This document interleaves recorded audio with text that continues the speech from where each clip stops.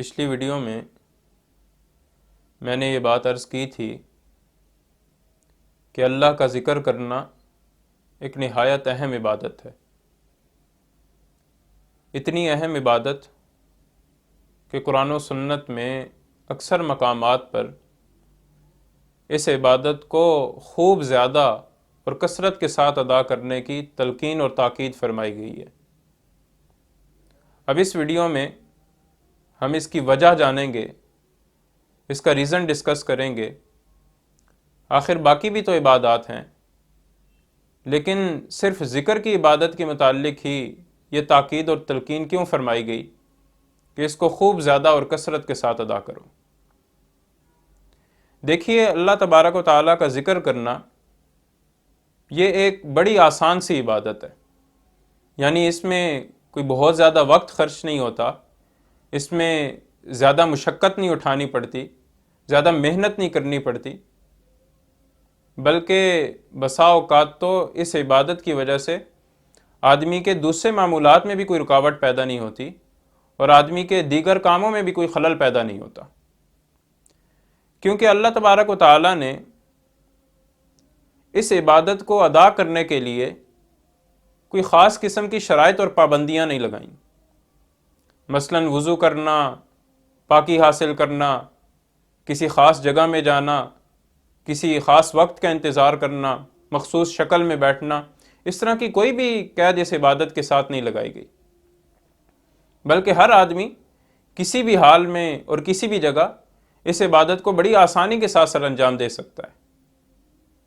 چلتے پھرتے ہوئے، اٹھتے بیٹھتے ہوئے، لیٹے ہوئے، اور ہر جگہ، گھر میں، مسجد میں، آفس میں، مارکیٹ میں، ہاسپٹل میں، یعنی کسی بھی جگہ اور کسی بھی حال میں اس عبادت کو بڑی آسانی کے ساتھ ادا کرنا ممکن ہے۔ باقی عبادات کو آپ دیکھیے، مثلا نماز کی عبادت ہے، اس عبادت کو خوب زیادہ اور کثرت کے ساتھ ادا کرنے کا حکم نہیں دیا گیا۔ کیوں؟ کیونکہ اس کی ادائیگی میں محنت کرنی پڑتی ہے، مشقت اور جد و جہد کرنی پڑتی ہے۔ پہلے وضو کرنا ہوتا ہے، پاکی حاصل کرنی ہوتی ہے، اپنے آپ کو باقی تمام کاموں سے فارغ کرنا پڑتا ہے، اپنے معمولات کو چھوڑنا پڑتا ہے، قبلہ رخ ہو کر نماز کے مخصوص ارکان کو ادا کرنا پڑتا ہے۔ تو اسی طرح باقی عبادات کا بھی معاملہ ہے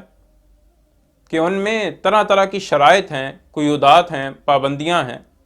لیکن ذکر کی عبادت میں اس طرح کی کوئی قید نہیں، کوئی شرط اور پابندی نہیں۔ ذکر کی عبادت کا معاملہ بڑا ہی مختلف اور جدا ہے، جس کی وجہ سے اس عبادت کو کسی بھی حال میں اور کسی بھی جگہ اور کسی بھی وقت میں بڑی آسانی سے ادا کیا جا سکتا ہے، اور حتیٰ کہ جیسا کہ میں نے پہلے بھی عرض کیا کہ اس عبادت کی وجہ سے بعض اوقات انسان کے دوسرے معمولات بھی متاثر نہیں ہوتے اور آدمی دوسرے کام بھی کرتا رہتا ہے اور اس کے ساتھ ساتھ یہ عبادت بھی چلتی رہتی ہے۔ میں کوشش کروں گا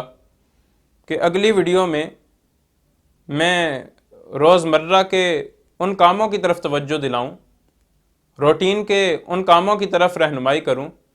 کہ جن کے ساتھ ساتھ ہم اس ذکر کی عبادت کو بھی سر انجام دے سکتے ہیں، تاکہ ہم اپنے ان اوقات کو قیمتی بنا سکیں۔